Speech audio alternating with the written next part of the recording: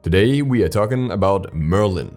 More specifically, we're talking about Merlin's damage value. So we're gonna do a bit of math in this one. And what we're gonna try and find out is how much damage Merlin's abilities really do, and also how this damage compares to different builds, what different builds do for Merlin.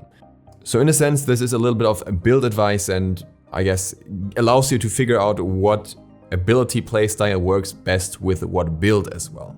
We're not going to go through all build options, I just want to focus on two different ones here. On one hand, we have a typical cooldown reduction damage build, what you will normally see on Merlin, and on the other hand, we have a cooldown reduction Bruiser build for Merlin that still has a lot of damage, don't get me wrong, but it's just laid out a bit differently. In order to understand this all a little bit better, let's start with the damage values. I've written down every single damage value that Merlin has, and there's a lot of them, and I've counted all the ticks by hand because sometimes the ticks based on the duration can be a little bit misleading. And then I also added the fire effects for his fire stance, the extra damage that comes from that, and that for the ultimate and all that kind of stuff, and I put it all together. So for each stance I would have a number of base damage and a number of scaling damage, both with the ultimate and without the ultimate.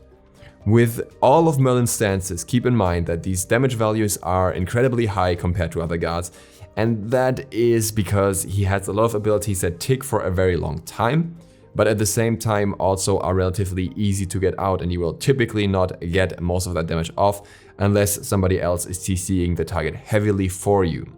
Now, one can of course argue that they think that Merlin is still too strong anyways, and I won't argue against that at all. Like, this is not a balanced discussion as such, this is more about understanding how his damage values work, and for that we need to be aware that pretty much all of his abilities have some sort of wind up, are relatively slow, with maybe exceptions in the ice department here, and as such can often be avoided.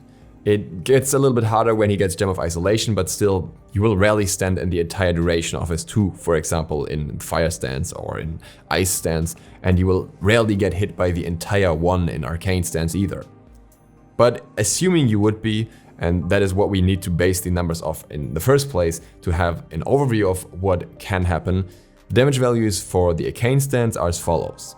You would have 605 base damage, most of that of course coming from his 1, and 200% scaling.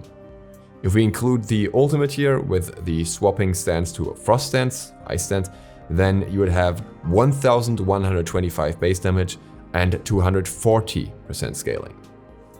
To no one's surprise, the Fire Stance damage values, which are obviously more risky to even get off in the first place, are significantly higher.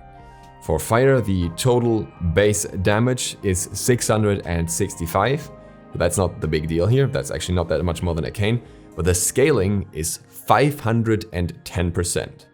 Including the ult, that is 1260 base damage, a little bit more because we have the fire tick from the ult here as well when we swap stances, and another 565% scaling on top of that. Those are some heavy hitting numbers, but Ice most certainly isn't terrible either. Ice actually has the highest base damage out of the 3, and that is either with the 1 being amplified or not being amplified. And also keep in mind that Ice has the shortest cooldown on its 1, so that adds to that too. So technically you could get even higher base damage values depending on what time frame you want to compare over. With Ice, the total base damage is 824. Additionally, you have up to 244% scaling. Including a stance swap to Arcane, we have 1344 base and 284% scaling. So, note so far, we have relatively similar base damage between Arcane and Ice. Ice can do more damage with the cooldown on the 1 though, depending on the circumstance. Then the base damage is the highest on the Ice stance as well, but Fire outscales the other 2 when it comes to the very scaling, with almost double the scaling overall, if not double the scaling. And what we're going to test here are 2 builds. The first build that we use is penetration boots, because in this build you want to have penetration boots for early pen. You could technically trade that out in late game as well, but that's something that you do at that point, and you could also sell your boots and trade it for something else, but that's not what we're going to talk about here. We're going to talk about a build where you have 6 items and you haven't swapped your boots yet, because you rarely ever do that in a game. Penetration boots, Chronos Pendant for the cooldown reduction. Gem of Isolation, this is very important, you have to have Gem of Isolation to proc the extra damage on the one in ice stance automatically, so you don't have to hit them with a 2 first, so you should have that in any build somehow. Then Spear of the Magus for extra penetration at that point, you can then fit it in. Shaman's Ring for a lot of extra damage, and Spear of Desolation to top it off. There are some other builds that can work as well that would have a little bit higher damage with, for example, Soul Reaver included. But this way we still get a high amount of cooldown reduction, which is very important for Merlin. So this is our damage and cooldown build. The Bruiser cooldown build starts with cooldown boots. We can do that here because the next item we're going into is not Chronos Pendant. And instead, the second item we're going into is Spear of the Magus right away for some early penetration, so we can afford to go into cooldown boots. Third item is Gem of Isolation, once again, super core and also a good bruiser item because it has some health. Then Breastplate of Valor to get our cooldown reduction in this build as well. Void Stone for the extra protection reduction to make more aggressive plays as well that way, and to generally have some more survivability. It's just a very strong item overall, even after the nerf. And last but not least, a Mantle of Discord to have some mixed defense and some more cooldown reduction and another safety net, which is very useful as Bruiser Merlin because you have to go more into the enemy's faces. The power in the damage CDR build is 500, you have 35 penetration, 50 protection, shred, and 30% cooldown reduction. In the Bruiser build, the power is 230, so slightly less than half. You have 20 penetration and 65 shred, so it ends up being the same protection reduction / penetration at the end anyways, just that in this case it helps your team a little bit more, and you have 40% cooldown reduction due to the CDR boots. You also have a little bit more HP, you have 2220 HP versus the 2070 HP in the other build. The bigger difference is of course in the defense here. In the first build we have 70 physical protection, in the second build we have 195 physical protection, and in the first build we have 48 magical protection, in the second build we have 168 magical protection. On one hand, you have 10% extra damage from Shaman's Ring and additional cooldown reduction through Chronos Pendant and Spear of Desolation in the first build, and you have the passive from Mantle of Discord and from Void Shield in the second build. And now we need to throw all these numbers together. For the damage build, we can look at quite some interesting scaling values here. What you can see here are the scaling values for all three forms multiplied with the power that we have, and you can see that we have abilities that do well above 1000 damage in scaling alone.